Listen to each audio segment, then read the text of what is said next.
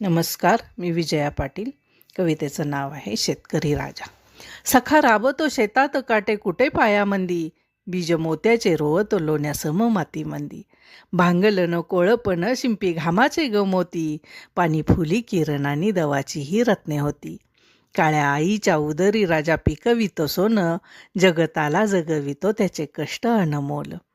येता श्रावणाच्या सरी सुटे मातीचा सुगंध, माझ्या राजाच्या मनात तेव्हा फुलतो वसंत. शेला पांघरून नवा धारा फुलवनिया येते, बळी राजाला नव्यानं बळ जगण्याचं देते.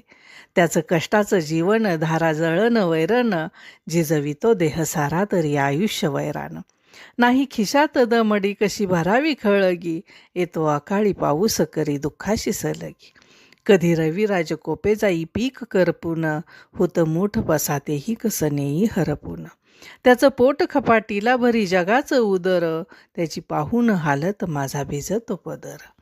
लावणीत काढणीत पाय गाळात रुतती, विंचू साप सोबतीला काटे पायात सलती.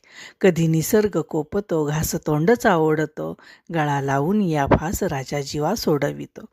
आता आडव्या पाटाचं पाणी आलं शिवाराला, माझा शेतकरी राजा अंगोपांगी मोहरला.